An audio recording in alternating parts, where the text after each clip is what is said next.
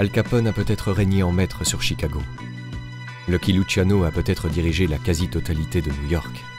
Mais lorsqu'il s'agissait de Harlem, vous n'aviez pas d'autre choix que de traiter avec Bumpy Johnson. Ce nom ne vous dit probablement rien, et pourtant, ce fut l'un des gangsters les plus marquants de l'histoire de la pègre américaine. Il était considéré comme le parrain de Harlem des années 30 à 60, un quartier du nord de Manhattan où il contrôlait tout. Vous vouliez ouvrir un business de jeu?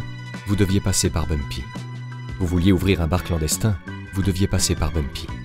Vous vouliez faire quoi que ce soit d'illégal à Harlem? Vous deviez passer par Bumpy.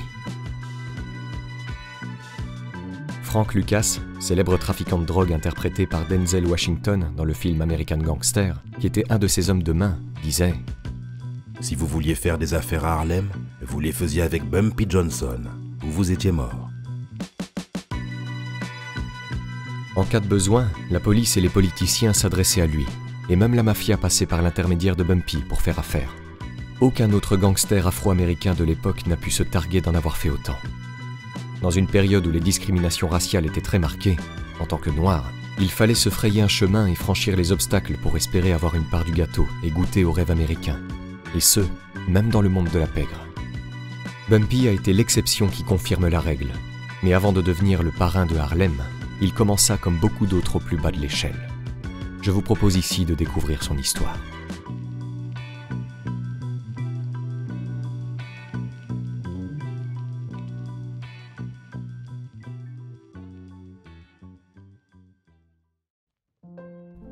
Avant de commencer, je tenais à remercier MyHeritage pour avoir sponsorisé cette vidéo.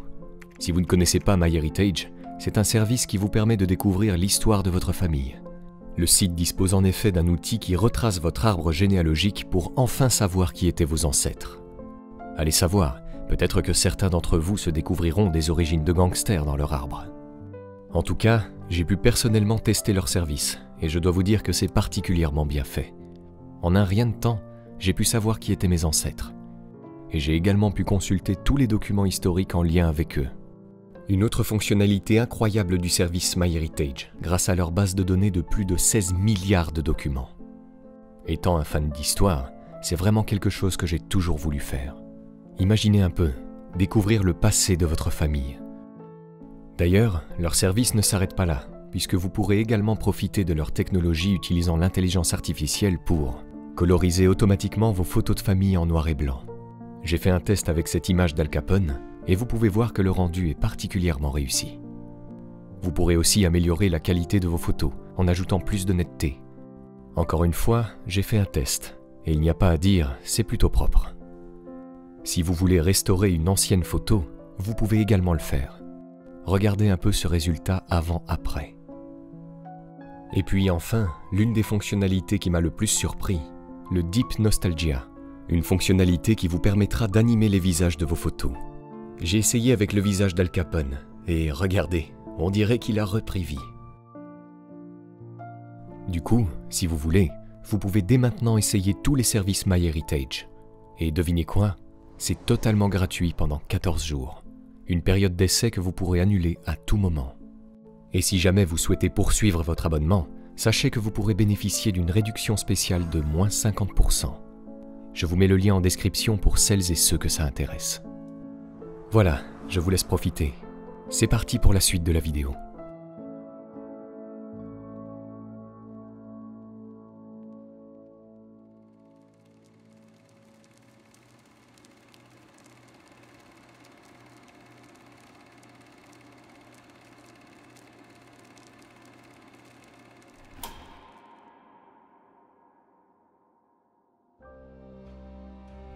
Bumpy, de son vrai nom Ellsworth Raymond Johnson, est né le 31 octobre 1905 à Charleston, en Caroline du Sud. La ségrégation raciale étant en vigueur à cette époque aux États-Unis, sa famille s'est installée dans le quartier noir de la ville. Les Johnson sont une famille modeste. Ils sont respectés dans leur communauté et, étant très religieux, ils vont régulièrement à l'église. Le père, William, est pêcheur, tandis que la mère, Margaret, travaille en tant qu'employée de maison. Monsieur et Madame Johnson ont 8 enfants. Margie, Priscilla, Pauline, Willie, Mabel, Lena, Elise et enfin Ellsworth, appelé Bumpy, un surnom qu'il gardera tout au long de sa vie en raison d'une bosse à l'arrière de son crâne. Vers l'âge de 1 ou 2 ans, Bumpy vit toute l'année avec son père et son frère Willie. La raison, c'est que sa mère cumule 2 emplois, l'un à Charleston, le lieu de résidence de la famille Johnson, et l'autre à New York. Là-bas, elle a emmené avec elle ses 3 filles aînées, Pauline, Mabel et Lena, pour l'aider dans son travail d'employée de maison. Même si elle rentrait à Charleston à chaque fois qu'elle avait terminé son travail saisonnier à New York, son absence du foyer familial créera un manque chez le jeune Bumpy, qui cherchera une figure maternelle auprès d'une de ses sœurs aînées. À l'école, on disait qu'il était extrêmement intelligent et loquace, si bien qu'il avait sauté 2 classes à l'école publique de Charleston. Paradoxalement, il ne terminera jamais le lycée, une honte pour Bumpy, lui qui avait été élevé dans une famille qui mettait beaucoup l'accent sur l'éducation. De ce fait, il n'hésita pas à mentir en disant avoir fréquenté un établissement scolaire réputé de Charleston, institut où les enfants des familles noires les plus riches étudiaient. Ou alors, il disait fréquenter une prestigieuse université de New York. Il était cependant si malin et si intelligent que personne ne protestait lorsqu'il disait avoir fait des études supérieures. Bumpy avait de plus un côté rebelle et était toujours très sensible aux préjudices raciaux subis par les Noirs dans le Sud ségrégationniste. D'ailleurs, sa famille se retrouva dans la tourmente en raison de ces discriminations raciales lorsqu'il atteint l'âge de 10 ans. À l'époque, Willie, son grand frère de 19 ans, est en effet accusé d'avoir tué un homme blanc en Caroline du Sud, État dont les habitants étaient connus pour prendre les choses en main lorsqu'un noir commettait une infraction contre un blanc. Le lynchage atroce de Kit Boucard, en 1904 dans le comté de Berkeley, comté situé à environ 60 km du lieu de résidence des Johnson, en est alors le parfait exemple.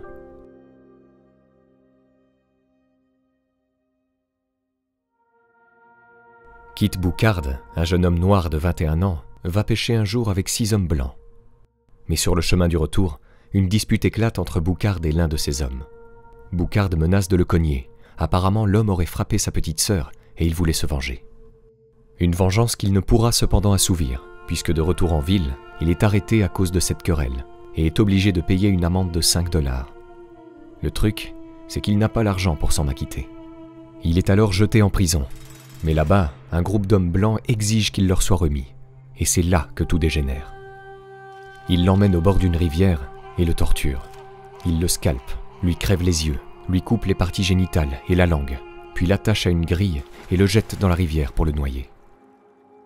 De toutes les personnes responsables de ce crime, aucune ne sera traduite en justice. Du coup, lorsque Willie, le grand frère de Bumpy, rentre chez lui et annonce à sa famille qu'il est accusé d'avoir tué un homme blanc, les Johnson paniquent. Ils veulent sauver leur fils d'un possible lynchage. Alors ils le font rapidement sortir de la ville et l'envoient à New York, où vivent déjà Margie et Pauline. Bumpy les rejoint plus tard en 1919. Son père s'est en effet arrangé pour l'envoyer chez sa sœur aînée Mabel, qui vit à Harlem, espérant lui donner l'opportunité d'une meilleure vie.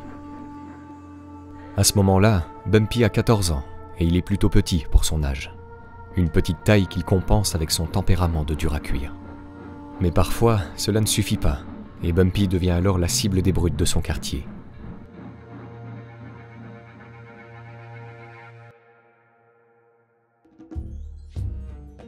Une de ces altercations se produit lors de son premier jour d'école à Harlem. Il n'est qu'à 2 pâtés de maison de son établissement scolaire lorsqu'il croise 6 autres adolescents au coin de la rue, en train de lancer des dés contre un bâtiment.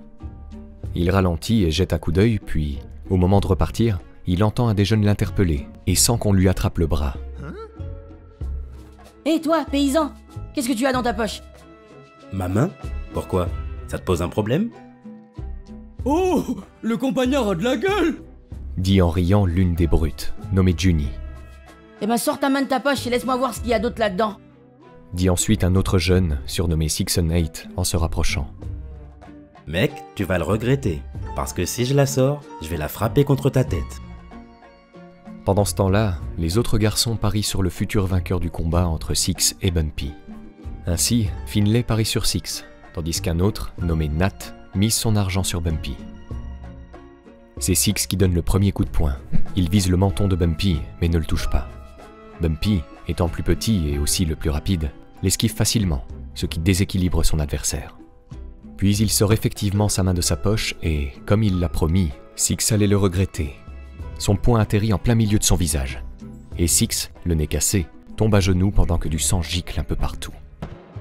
Puis le deuxième coup de poing de Bumpy s'abat dans le flanc de son ennemi, ce qui l'affaiblit encore plus. Six n'est pourtant toujours pas au tapis. Il s'agrippe au pantalon de Bumpy pour essayer de se relever.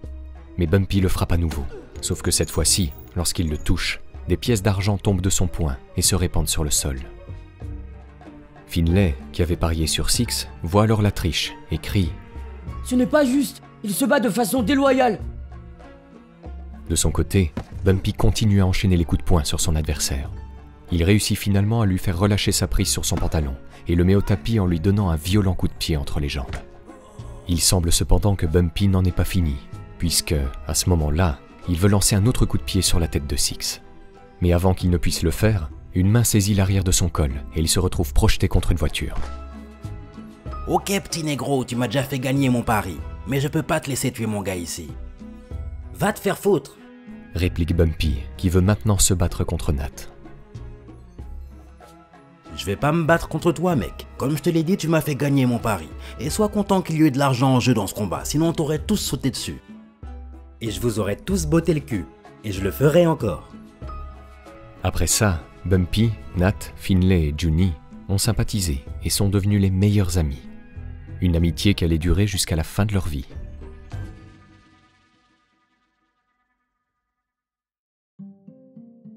Suite à cette rencontre, Bumpy ne mettra toutefois plus jamais les pieds à l'école.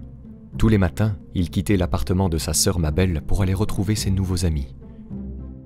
Il sortait pour essayer de gagner de l'argent en jouant au billard, au craps ou en vendant des journaux.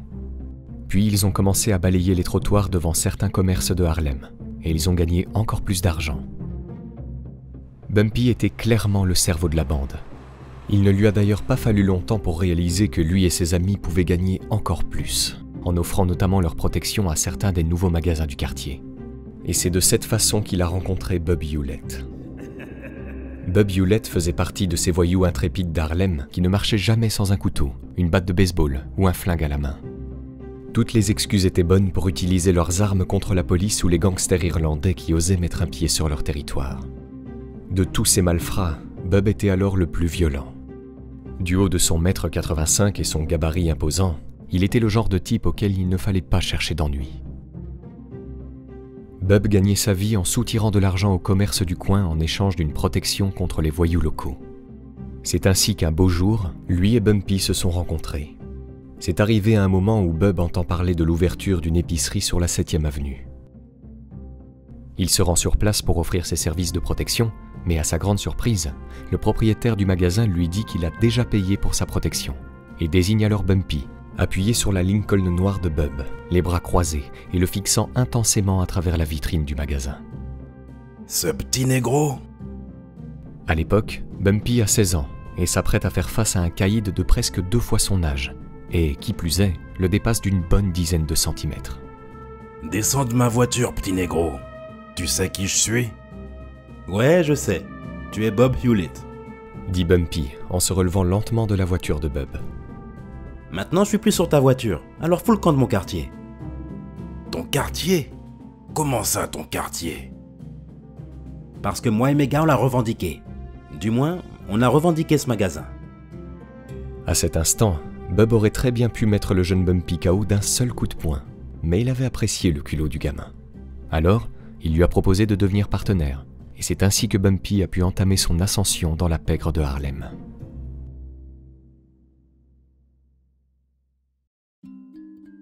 Cela faisait maintenant plusieurs mois que Bumpy n'allait plus à l'école. Sa sœur Mabel était inquiète et insistait chaque jour pour qu'il y retourne.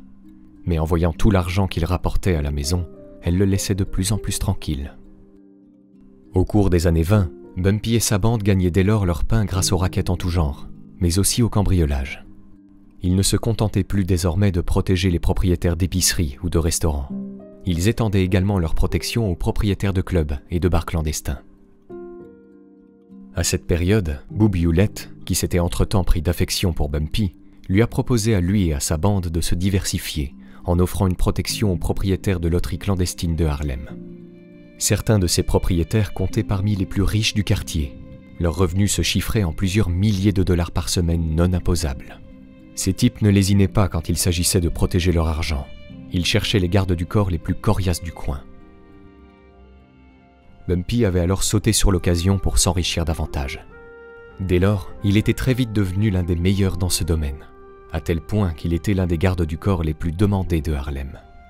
Sa réputation croissait de jour en jour, et elle allait bientôt décoller grâce à celle que l'on surnommait à l'époque la reine de la loterie clandestine. J'ai nommé Stephanie Sinclair.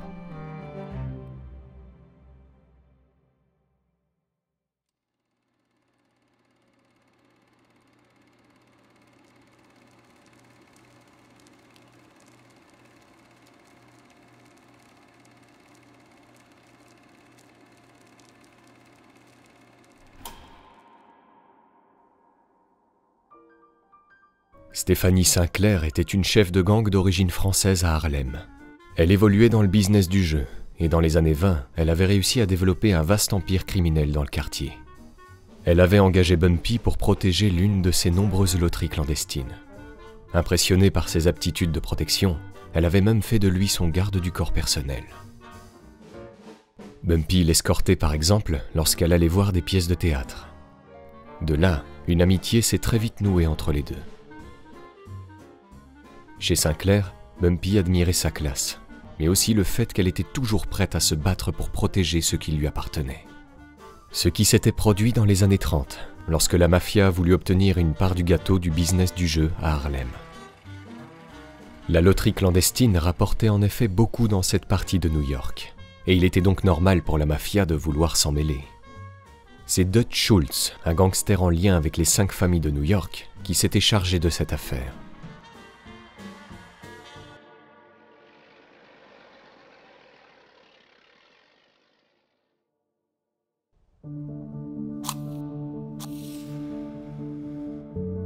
Schultz opérait dans le Bronx et avait fait fortune grâce à la contrebande d'alcool durant la Prohibition. En 1933, la Prohibition étant abrogée, il n'a pas d'autre choix que de trouver d'autres sources de revenus. Pour développer son empire, il se tourne par conséquent vers une affaire on ne peut plus juteuse, la loterie clandestine de Harlem. Nous sommes en pleine Grande Dépression et à l'époque, un jeu d'argent illégal s'est implanté un peu partout à Harlem, le jeu des nombres. Le jeu des nombres était en quelque sorte la loterie du pauvre. Le parieur devait choisir 3 numéros, et si le lendemain ces chiffres étaient tirés, alors il remportait un gain en fonction de ce qu'il avait misé. Il vous suffisait par exemple de parier $1 pour espérer en obtenir 600.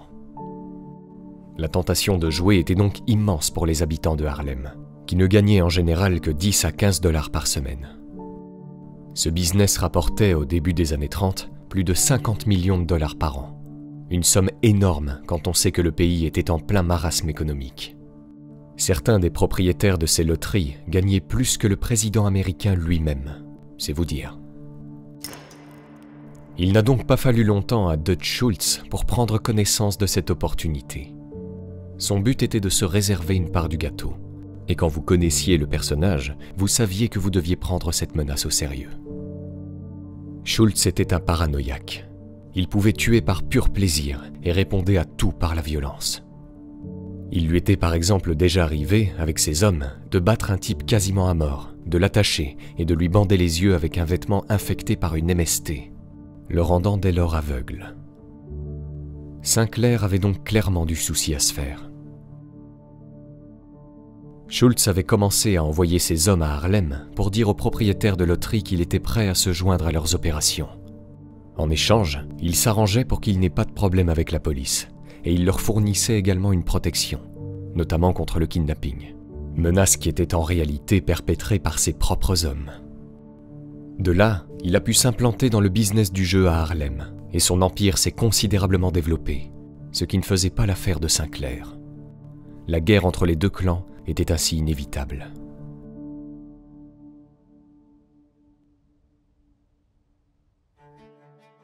Bumpy, lui, était toujours sous les ordres de Sinclair.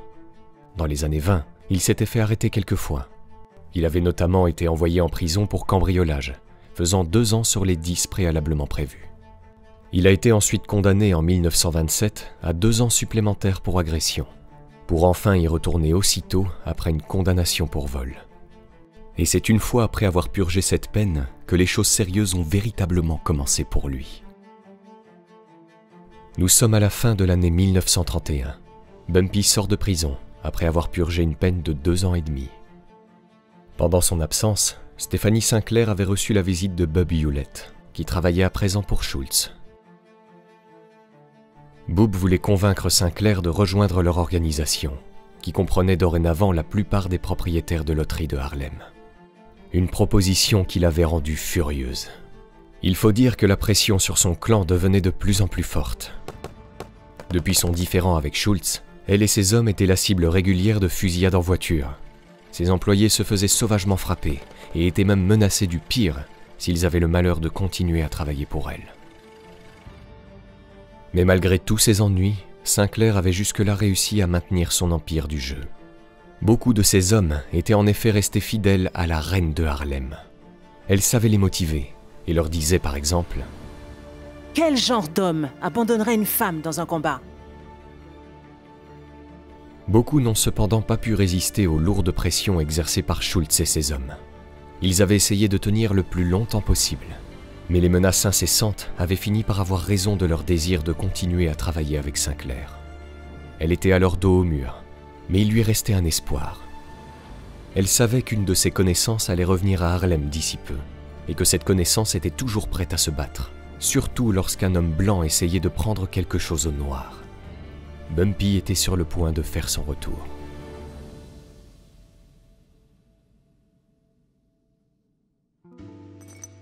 Cela faisait seulement 2 jours que Bumpy était sorti de prison.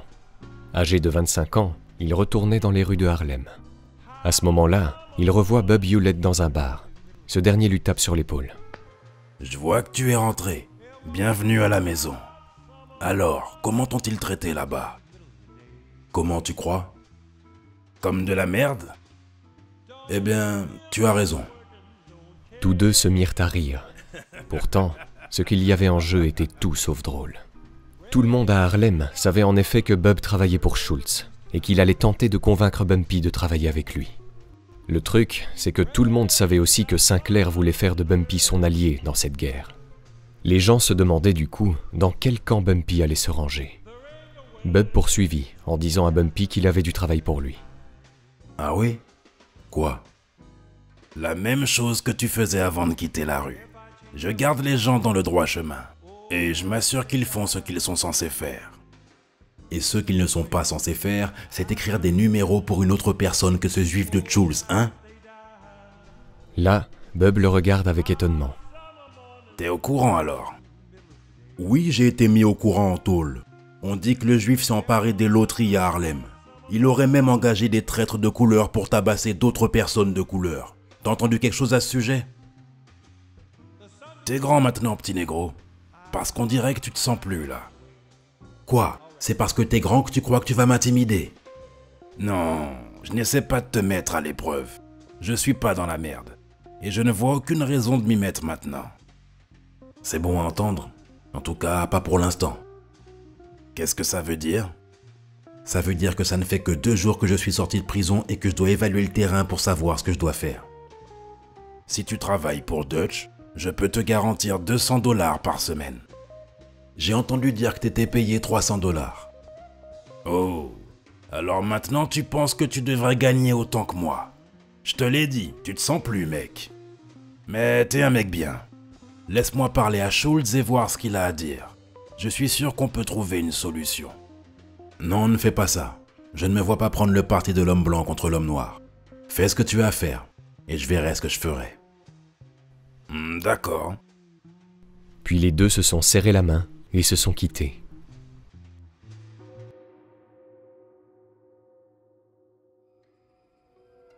Plus tard dans la nuit, Bumpy alla trouver Stephanie Sinclair. Je vais m'occuper de ce satané Dutch. Qu'il quitte Harlem et retourne dans le Bronx, là où est sa place. Ou mieux encore, tue-le et mets fin à tout ça. Mais Queenie... Non, il n'y a pas de Queenie. Je veux que tu le tues ou je le tuerai moi-même. Queenie, tu sais que je n'ai pas peur de lui. Mais ce dont tu parles, c'est d'une guerre totale. Qui va financer ta guerre? Tu crois que je n'ai pas d'argent? J'en ai plein. Eh bien, il faudra bien plus que de l'argent. Il faut compter au moins 200 $ par semaine pour chacun des hommes que tu recruteras. Et même si tu en as 10, ce qui est loin d'être suffisant, ça fait 2000 $ par semaine. Et en plus des hommes, tu dois acheter des armes, payer les flics et les cautions. Et ça va pas être une question de jours ou de semaines. Cela va prendre des mois, peut-être des années. Bon sang, tu penses que tu as assez d'argent pour tenir aussi longtemps, avec tes loteries qui sont attaquées tous les 2 jours? Finalement, Bumpy et Sinclair organisèrent une réunion avec des dizaines d'acteurs afro-américains de la scène du jeu à Harlem. La plupart annoncèrent qu'ils ne croyaient pas à la victoire du clan Bumpy Sinclair. Beaucoup avaient en effet peur de perdre de l'argent, sinon leur vie, à cause de la menace Schultz. Cependant, certains se rangèrent de leur côté, et c'est alors que la guerre entre Schultz et Sinclair a véritablement commencé. Dans cette guerre, Bumpy avait évidemment le soutien de ses vieux amis Nat, Finlay et Juni. Il sortit d'ailleurs un jour avec eux et croisa Bub Hewlett de l'autre côté d'une rue.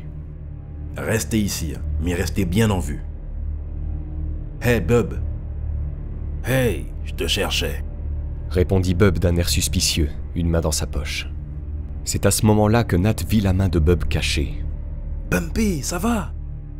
Bumpy lui fit signe que tout allait bien, tout en gardant un œil sur Bub, qui avait toujours la main dans sa poche. « Je t'ai dit que je te ferais savoir ce que j'allais faire, tu te souviens? Et je travaille pour Queenie. »« Mec, tu fais le mauvais choix. La reine va tomber, c'est évident. »« Ah ouais? Tu sais que ça veut dire que tu vas devoir te battre contre moi et mes hommes. » Je sais, ça va devenir très intéressant. Je crois qu'on se reverra, Bumpy. Ouais, mec, mais je compte bien te voir en premier. Bub et Bumpy éclatèrent à nouveau de rire, puis se séparèrent. Une fois retourné dans la voiture, Bumpy dit à ses amis « Je me sens comme le président des États-Unis. Je viens de déclarer la guerre. Et vous, vous êtes mon armée. Maintenant, on doit trouver un plan de bataille. »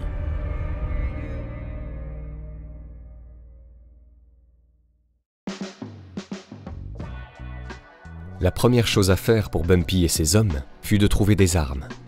Pour ça, ils pouvaient compter sur Finlay. Johnny, lui, était le deuxième cerveau de la bande, la personne idéale pour mettre les plans de Bumpy à exécution. Bumpy était du coup le planificateur, et Nat, la personne en charge des règlements de compte, le genre de type impitoyable qui ne reculait devant rien. Avec sa bande de 9 hommes, Bumpy s'attaqua ainsi aux soldats de Schultz. Ils étaient largement moins nombreux que l'ennemi. Il n'avait donc pas d'autre choix que de choisir la stratégie de la guérilla pour espérer l'emporter. Et il faut dire qu'ils s'en sont très bien sortis. Contrairement aux hommes de Schultz, Bumpy et sa bande se fondaient en effet facilement dans la masse, en tant qu'Afro-Américains à Harlem, ce qui leur a donné un énorme avantage. Lorsqu'il fallait s'affronter avec la bande de Bub Hewlett, c'était cependant une autre histoire. Bub en voulait beaucoup à Bumpy, et réciproquement. Les deux clans se sont alors affrontés à plusieurs reprises, mais sans qu'aucun ne réussisse à prendre le dessus. Le duel Bumpy contre Bub a finalement pris fin en avril 1933, 6 mois après le début de la guerre. Et ce, lorsque Bub, dans une affaire qui n'avait rien à voir avec l'affrontement entre Schultz et Sinclair, a été condamné à purger une peine de 2 à 5 ans de prison. Après son incarcération, la plupart de ses hommes avaient dès lors abandonné la bataille contre Bumpy, sauf quelques irréductibles, comme Ulysse Rollins. Ulysse Rollins avait remplacé Bub en tant que principal homme de main de Schultz à Harlem en 1934. Son intention était claire, il voulait faire tomber Bumpy. Bumpy, en apprenant cette nouvelle, avait ri, sans sous-estimer pour autant son nouvel adversaire, qui avait la réputation d'être un homme dangereux. D'ailleurs, Schultz mettait rarement les pieds à Harlem, ce qui frustrait beaucoup Bumpy, car il n'avait encore jamais eu l'occasion de l'atteindre. Il se déplaçait de plus toujours avec plusieurs gardes du corps, ce qui compliquait singulièrement la tâche. Mais il lui restait une carte à jouer. Cette dernière consistait à prendre contact avec quelqu'un qui connaissait personnellement Schultz, le boss de la mafia new-yorkaise, Lucky Luciano.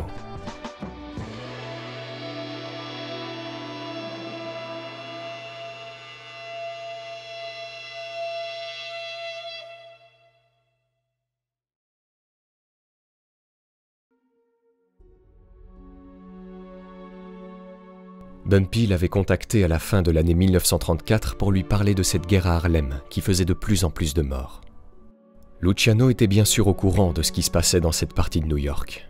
Il écouta attentivement Bumpy, mais lui dit ensuite qu'il ne pouvait pas s'en mêler. Puis il a ajouté que si jamais il décidait d'y mettre son nez, il poserait ses conditions, à savoir reprendre le business du jeu à Harlem en mettant Bumpy sur sa liste d'employés pour environ 1000 $ par semaine. Bumpy fut clairement déçu de sa réponse. Il le prévint alors que s'il essayait de s'en prendre au gérant de loterie clandestine de Harlem, il n'aurait pas d'autre choix que de s'en prendre à lui personnellement. Ça avait fait rire Luciano, qui avait dit à Bumpy qu'il n'avait aucune chance de gagner une guerre contre lui. Ce à quoi Bumpy répondit en souriant « Schultz avait dit la même chose, et me voilà 3 ans plus tard à parler avec toi. » Bien qu'impressionné par le culot de Bumpy, Luciano resta cependant campé sur ses positions, et les deux hommes en restèrent là. Du moins, pour le moment. Entre-temps, à Harlem, la guerre continuait de faire rage. C'est au cours de l'été 1935 que Bumpy et Rollins se sont d'ailleurs affrontés pour la première fois. Ça s'est passé lorsque Bumpy emmenait une fille à dîner. Les deux marchaient tranquillement quand Bumpy a aperçu Rollins sortir un couteau et se jeter sur lui. Les deux hommes se sont roulés par terre, ont combattu pendant quelque temps, puis Bumpy s'est relevé et a remis en place sa cravate. Il avait salement entaillé le visage et le corps de Rollins, qui était resté au sol. Il avait un de ses globes oculaires qui ne tenait plus que par les ligaments, et qui était carrément hors de son orbite. Après cette altercation, Bumpy l'avait alors tranquillement enjambé, puis avait annoncé qu'il avait une envie soudaine de spaghettis et de boulettes de viande. Sérieusement blessé, Rollins fut lui emmené à l'hôpital, mais fidèle à sa réputation de vrai dur à cuire, il ressortit le soir même, recouvert de bandages, à la recherche de Bumpy. Il le trouva dans un restaurant de la 125e rue. Et lorsqu'il l'aperçut, il n'hésita pas une seconde. Il sortit son arme et visa sa tête. Fort heureusement pour Bumpy, la balle n'avait fait que traverser son chapeau et avait terminé sa course sur une pauvre femme innocente, la tuant sur le coup. Rollins se fera finalement arrêter par un policier qui se trouvait par hasard dans le restaurant ce soir-là et écopera d'une lourde peine. On peut dire que Bumpy avait eu de la chance. Il prit d'ailleurs ce jour-là une décision. Il ne porterait plus jamais de chapeau. À cette période, Bumpy voulait toujours la peau de Schultz. Un vœu qui finira par être exaucé en octobre 1935, lorsque Luciano et les autres membres du syndicat du crime organisé américain décidèrent qu'il fallait impérativement l'éliminer. Schultz avait en effet la justice qui lui collait au cul à cette période. Et pour s'en tirer et calmer le jeu, il avait décidé de tuer un procureur du nom de Thomas Dewey. Une solution, pour Luciano et ses associés, tout bonnement inenvisageable. Résultat, Dutch Schultz est abattu dans un restaurant du New Jersey et meurt sur son lit d'hôpital quelque temps plus tard. Le clan Bumpy Sinclair avait donc gagné. Harlem était de nouveau libre et la guerre était enfin finie. Restait finalement à savoir comment s'organiseraient les loteries clandestines maintenant que Schultz était mort. Est-ce que Lucky Luciano allait tout rafler sur son passage, quitte à mettre Bumpy sur la touche? Bumpy allait bientôt avoir des réponses à ces questions. Puisqu'une semaine après la mort de Schultz, il s'est de nouveau entretenu avec Luciano.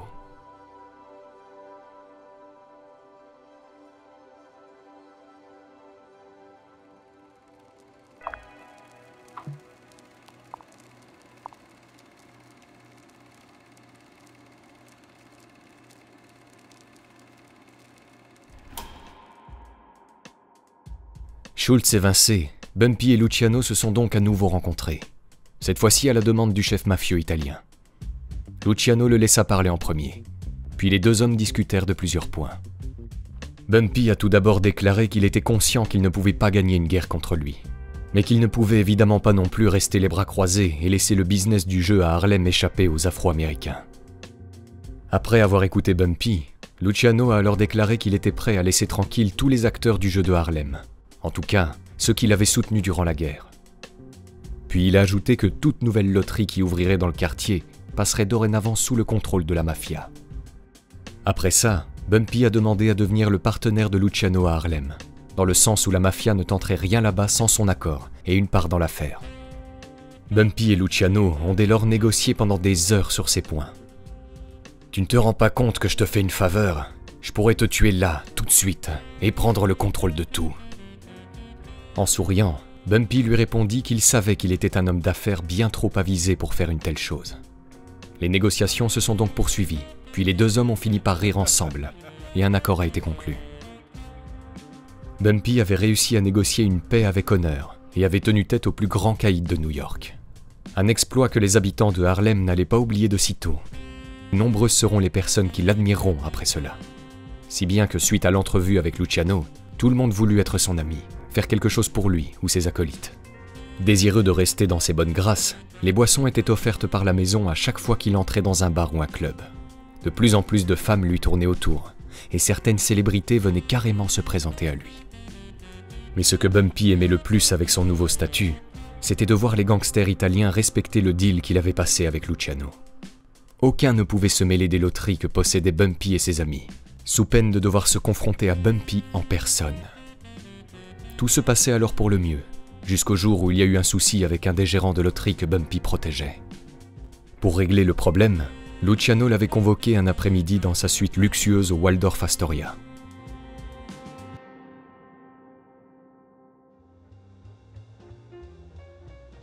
Alors, que s'est-il passé? Rien de spécial. C'est vrai. Pourtant, j'ai entendu dire que les affaires n'étaient pas très bonnes ces derniers temps.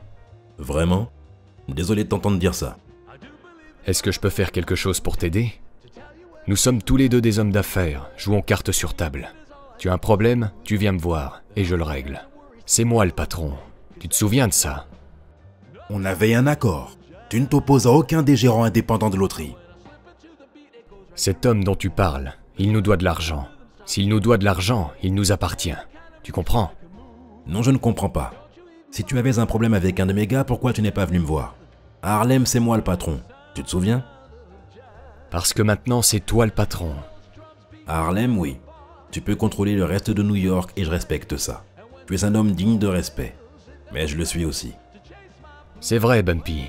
Et tu sais que je suis un homme qui donne du respect. Peu importe qu'il s'agisse d'un juif, d'un Irlandais ou d'un noir. On veut tous faire de l'argent, hein? Vivre et laisser vivre. Exactement. Les deux hommes ont ensuite continué la discussion, puis ont fini par s'entendre. Bumpy était sur le point de partir quand il a remarqué un échiquier posé sur une table. Tu joues aux échecs? Ouais. Et toi? Peu importe, j'aurais dû m'en douter. Qu'est-ce que tu veux dire? T'es le genre de gars qui semble toujours planifier ses mouvements 2 coups à l'avance. Toi aussi. Moi? Non. Moi, je prévois 4 ou 5 coups à l'avance. Bumpy et Luciano se sont alors installés à la table de jeu et ont fait quelques parties. Bumpy a gagné la première et Luciano la suivante. Puis les deux autres se sont soldés par un match nul, ce qui allait devenir une habitude à chaque fois qu'ils joueront aux échecs ensemble. C'est ainsi qu'une relation amicale se créa entre les deux hommes. Leurs parties d'échecs, elles, continueront jusqu'en 1936, date à laquelle Luciano sera envoyé en prison pour prostitution forcée. D'ailleurs, Bumpy le rejoignit 1 an plus tard, en se faisant arrêter pour agression criminelle. Il s'en était pris à un proxénète qui avait battu une des filles qu'il protégeait, et avait pris 10 ans pour ça. On l'envoya dès lors à la prison de Dannemora, là où Luciano croupissait. On raconte d'ailleurs là-bas que Bumpy aurait un jour sauvé le quid dans la cour de la prison en bousculant et en frappant un type qui avait tenté de le poignarder. Un service qui lui aurait permis de manger de la bonne nourriture italienne lors de sa détention.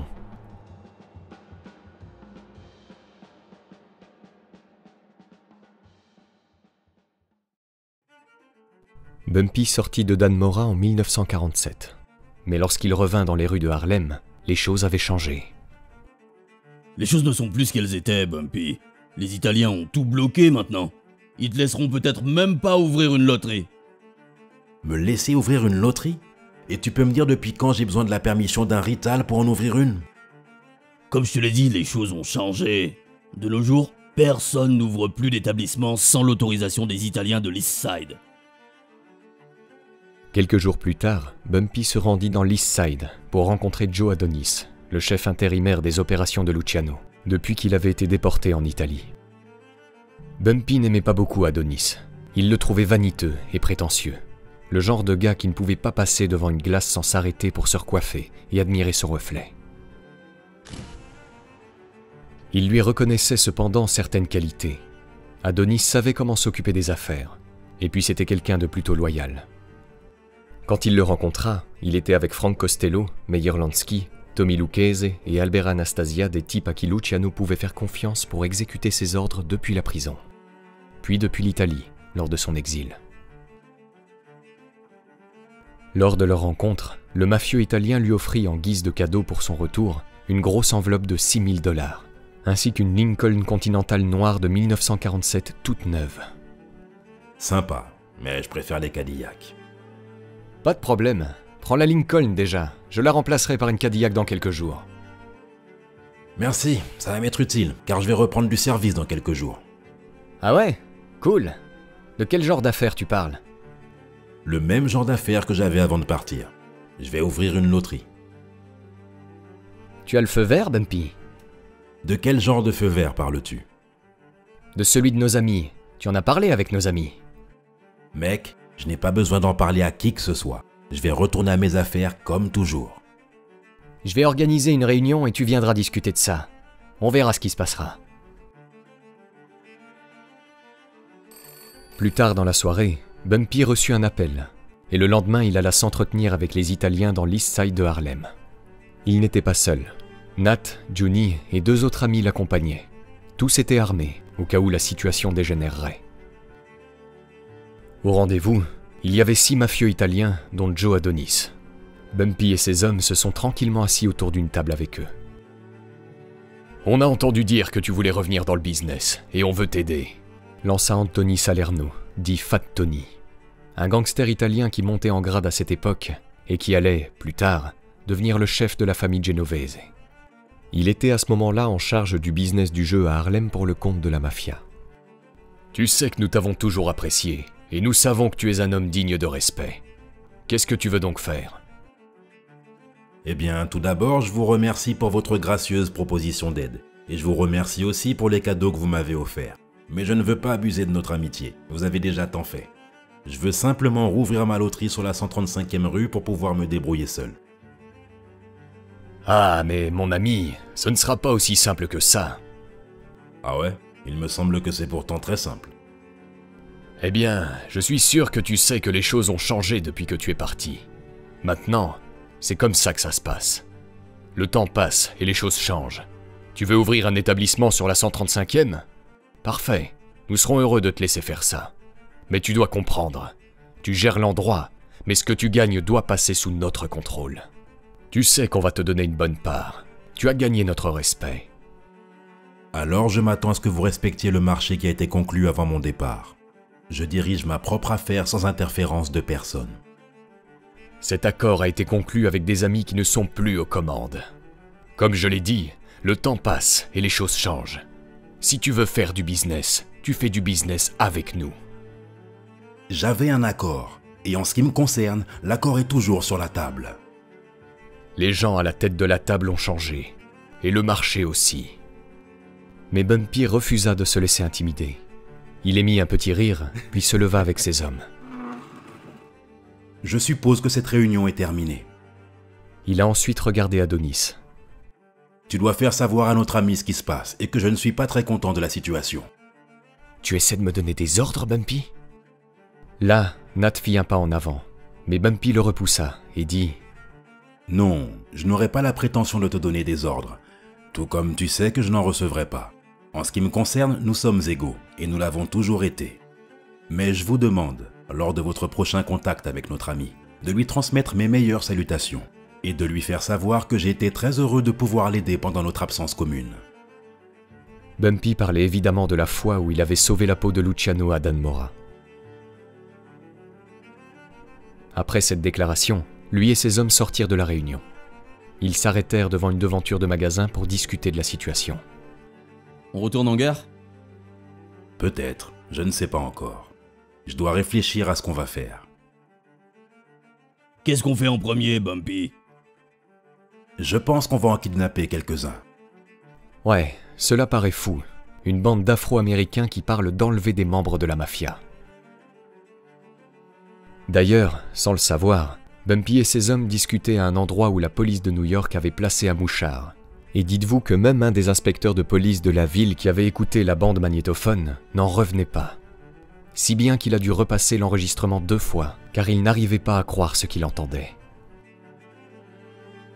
Fort heureusement, personne n'a dû recourir à la violence.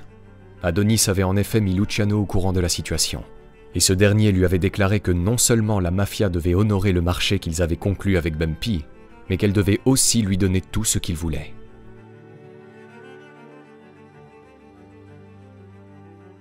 « Pourquoi tu ne m'as pas dit ce que tu avais fait pour notre ami ?» demanda Adonis à Bumpy, quelque temps plus tard, tout en lui remettant les clés d'une Cadillac noire toute neuve. « C'était pas à moi de le dire. » Dès lors, après cela, Bumpy a pu de nouveau asseoir sa domination sur Harlem. Plus personne ne pouvait se mettre en travers de son chemin. Puis s'est produit l'impensable.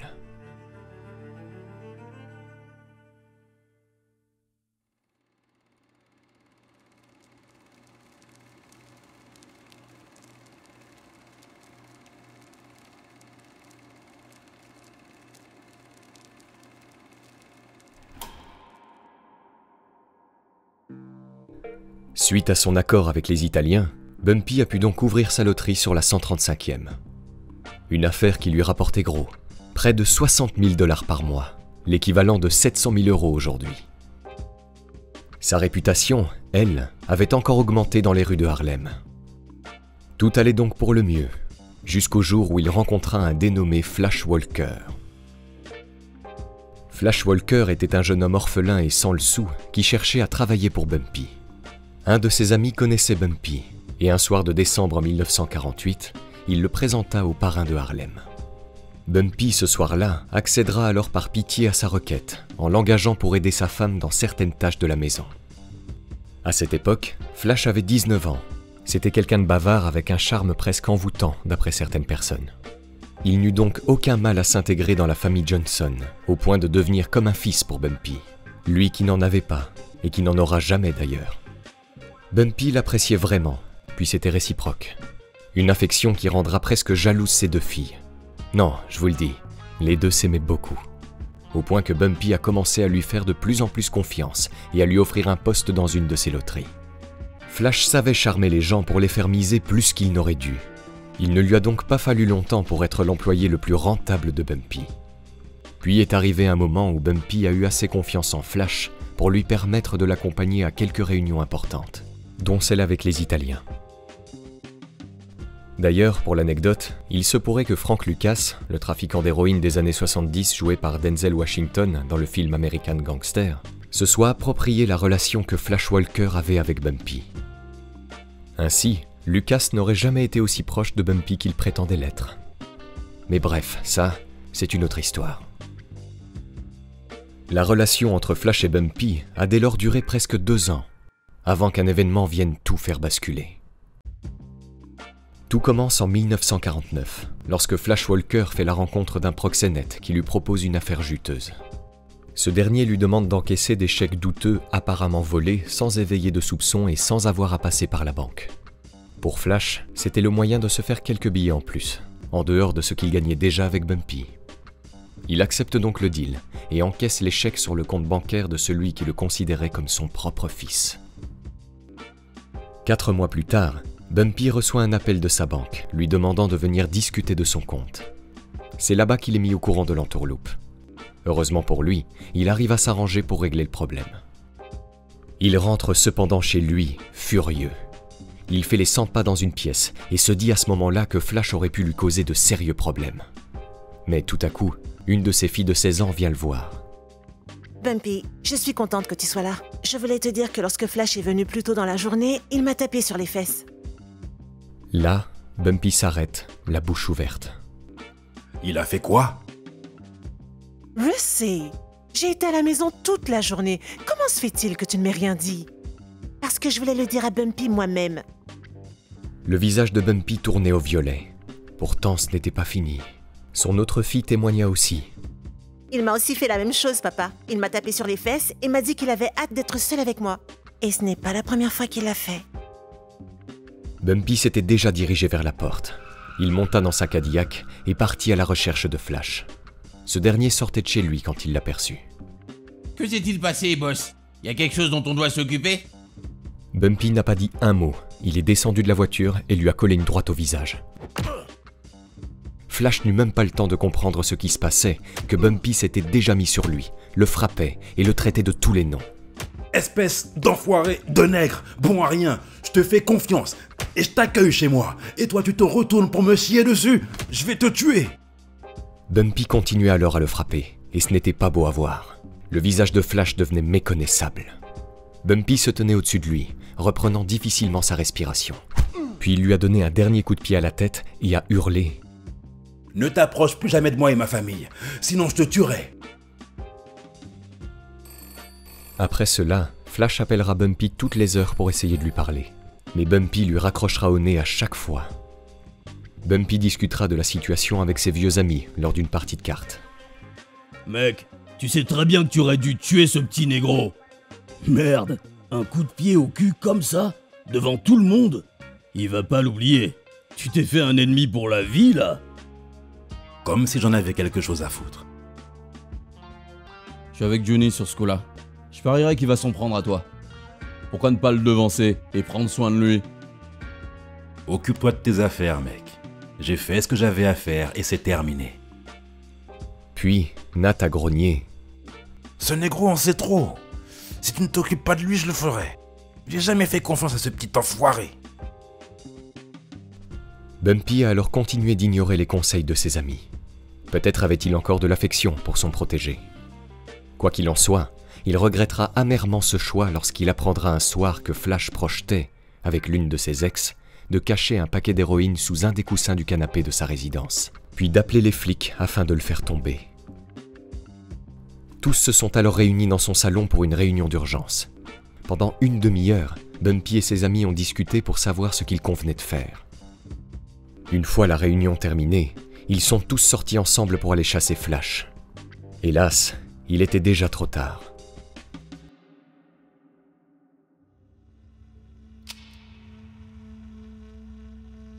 Bumpy se fera en effet arrêter plus tard chez lui par 2 agents des stupes. On l'emmènera au bureau des narcotiques, et c'est là qu'il apprendra que Flash l'avait balancé aux flics lorsqu'il avait été arrêté pour une histoire d'héroïne en décembre 1950. Flash avait à l'époque dit aux flics qu'il vendait de la drogue pour Bumpy, ce qui n'était apparemment pas vrai, puisque même les gars de la narcotique ne l'avaient pas cru. Aucun d'entre eux n'avait entendu dire que Bumpy était dans le business des stupéfiants. C'est alors que les fédéraux sont intervenus dans l'affaire, et pour eux, même si Bumpy disait la vérité, selon quoi il ne trempait pas dans la cam, ils savaient qu'en l'arrêtant, il pourrait faire le ménage à Harlem, en le forçant notamment à dénoncer les trafiquants de drogue qui opéraient sur place. Dès lors, Bumpy a dépensé une fortune pour prouver son innocence. Malheureusement pour lui, cela n'a pas suffi. Les fédéraux ne voulaient pas lâcher prise. Ils l'ont harcelé en lui demandant de donner des noms pour qu'il lâche l'affaire, mais Bumpy leur disait à chaque fois d'aller se faire voir. Ce n'est finalement qu'en juin 1953 que le procès a eu lieu. Pendant tout ce temps, Bumpy était resté libre sous caution. Il était relativement confiant au moment de son jugement. Le jury n'avait délibéré que 3 heures avant d'annoncer son verdict. Un bon signe d'après son avocat, puisque les jurés restaient généralement plus longtemps lorsqu'ils avaient à déclarer la culpabilité d'un accusé. Pourtant, et contre toute attente, Bumpy a été reconnu coupable de 2 chefs d'accusation pour trafic de drogue. Ses proches étaient choqués. On allait le condamner à 15 ans de prison. Il passera alors la majorité du temps de sa détention à Alcatraz, une prison qui accueillait les plus dangereux criminels du pays à l'époque. Dans ce pénitencier, les gardiens appelaient les prisonniers par leur matricule et non par leur nom, ce qui était une façon de les briser moralement. Le gouvernement fédéral avait même fait en sorte d'aménager la prison de façon à ce que toute évasion soit rendue impossible. Pourtant, cela n'avait pas empêché Frank Morris et les frères Anglin de s'évader en 1962. C'était la seule et unique de l'histoire de cette prison de haute sécurité, et on raconte alors que pour réaliser cette incroyable évasion, ils avaient reçu l'aide d'un type ayant eu des contacts solides à l'extérieur. Un type qui les aurait aidés à obtenir un bateau pour traverser la baie de San Francisco.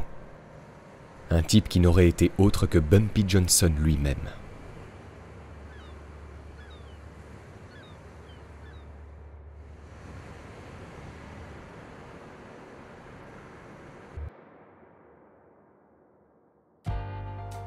Finalement, Bumpy ne fera que 10 ans de prison et sera libéré sur parole en 1963. Juni était venu le chercher dans une Cadillac Eldorado décapotable de 62 et la nouvelle de son retour se répandit dans tout Harlem. Bientôt, les rues étaient remplies de personnes qui l'accueillaient. Les gens applaudissaient et jetaient des confettis à mesure que la voiture passait devant eux. On avait l'impression que c'était le président des États-Unis qui défilait. Bumpy s'était alors levé, les larmes aux yeux, et avait salué la foule. Ouais, il semblait que les habitants de Harlem ne l'avaient pas oublié, même après tout ce temps.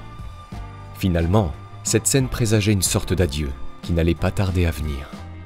En effet, Bumpy avait des problèmes cardiaques qui avaient commencé au début de l'année 1967 et qui auront raison de lui 1 an plus tard, le 7 juillet 1968. Il s'apprêtait à manger dans un restaurant de Harlem ce soir-là quand son cœur l'a lâché. Il avait 62 ans.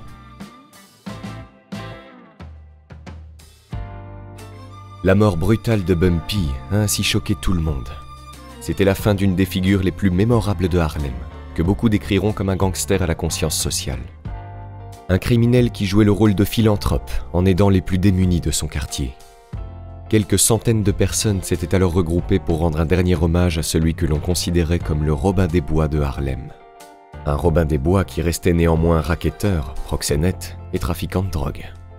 Parce que oui, même si Bumpy insistera jusqu'à sa mort d'avoir été piégé pour les accusations de trafic de drogue qui l'ont envoyé à Alcatraz dans les années 50, il trempera tout de même dans le business des stupéfiants plus tard dans les années 60.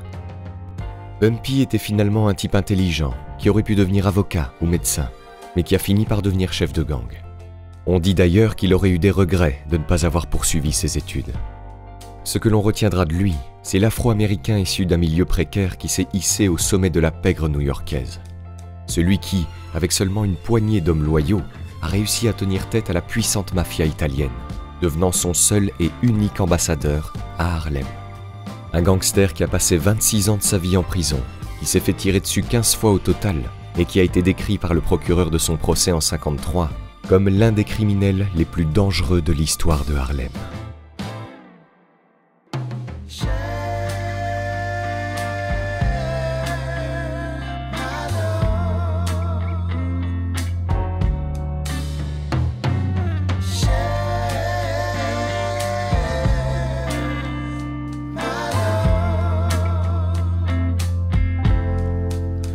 I just want you to know it's a right about known.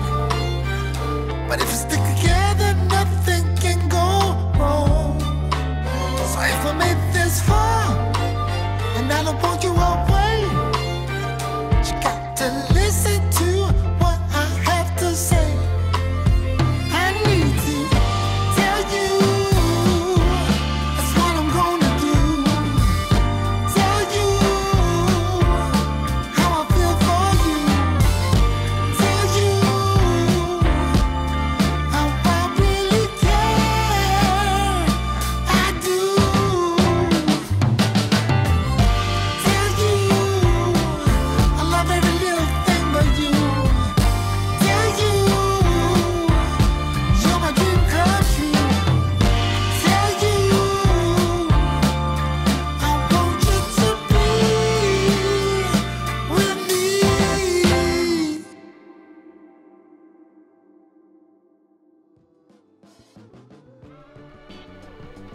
Merci à toutes et à tous d'avoir suivi ma vidéo en entier. Comme d'habitude, si elle vous a plu, vous pouvez récompenser mon travail en likant la vidéo et en la partageant. Pour celles et ceux qui attendent le retour de la voix off à la première personne, sachez qu'elle reviendra pour la prochaine vidéo. Un sujet de vidéo qui, je pense, parlera à beaucoup. N'oubliez pas enfin de profiter du service MyHeritage avec l'offre dont je vous ai parlé en début de vidéo.